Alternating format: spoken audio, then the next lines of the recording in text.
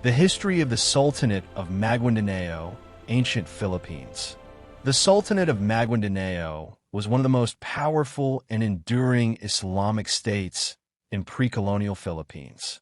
Rising in the 16th century in Mindanao, it became a political, military, and religious force that resisted Spanish colonization for centuries and shaped the identity of Muslim Filipinos in the South. Before that, don't let our history fade away. Subscribe and be part of keeping our stories alive. Before the Sultanate of Maguindanao emerged, Mindanao was already home to thriving communities connected to Southeast Asian trade networks. Local rulers known as Datus governed riverine and coastal settlements. Islam reached Mindanao through Muslim traders and missionaries from the Malay world, especially from Johor, Malacca, and Brunei. By the late 15th century, Islamic influence was growing across the southern Philippines. One of the most important figures in this transformation was Sharif Kabungsawan, a missionary of Arab Malay descent who arrived in Mindanao around the early 1500s. He married into local ruling families, spreading Islam and consolidating power. Through alliances and conversion, Kabungsawan established the foundations of what would become the Sultanate of Maguindanao. The Sultanate grew along the Pulangi, Rio Grande de Mindanao River Basin, a strategic region for trade and agriculture. Under strong leaders, it became a center of Islamic scholarship, a political power controlling inland and coastal territories, a regional trade hub connected to Borneo and the Malay world. The most powerful ruler of Maguindanao was Sultan Kudarat, reigned 1619 to 1671. Under Sultan Kudarat, Maguindanao united many Mindanao groups. It strengthened military resistance against Spain. It expanded political influence across Mindanao. He is remembered as one of the greatest anti-colonial leaders in Philippine history. When Spanish conquistador Miguel López de Legazpi first arrived in the Philippines on April 27, 1565, in Cebu and established Manila in June 24, 1571, they attempted to extend control over Mindanao.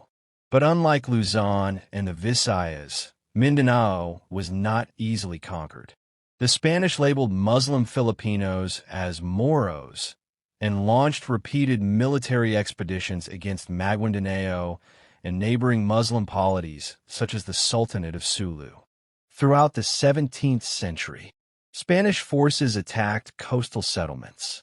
Maguindanao warriors conducted counter-raids. Forts were built and destroyed. Alliances shifted between local datus and sultans. In 1635, the Spanish built a fort in Mindanao, Zamboanga, but resistance remained strong. Sultan Kudarat famously warned his people, "If you submit to the Spaniards, you will become slaves." His speech strengthened resistance across Mindanao. Despite Spanish efforts, they never fully conquered Maguindanao. Maguindanao was not isolated. It maintained relations with Brunei, Ternate, other Malay sultanates. It participated in trade in gold, rice, forest products, exchange of weapons and textiles, Islamic education and scholarship networks. The Sultanate operated under Islamic law, Sharia, blended with local customs, Adab. Authority was centralized under the Sultan, but supported by powerful datus. By the late 18th century, internal rivalries weakened the Sultanate.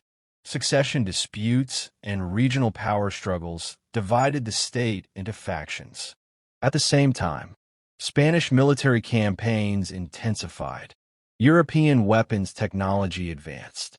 External trade patterns shifted. In the late 19th century, Spain increased its military presence in Mindanao.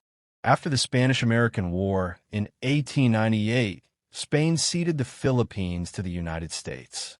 The Americans then moved to assert control over Muslim Mindanao. By the early 20th century, the political authority of the Sultanate had significantly diminished under American colonial rule. The Sultanate's influence continues today. 1. Islamic identity.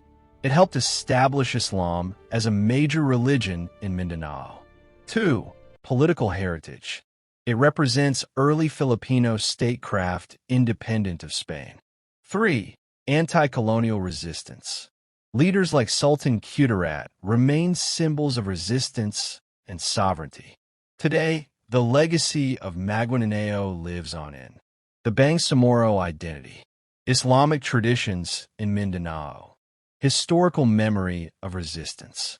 Modern political developments, such as the creation of the Bangsamoro Autonomous Region in Muslim Mindanao, reflect centuries of struggle for self-determination rooted in these early sultanates.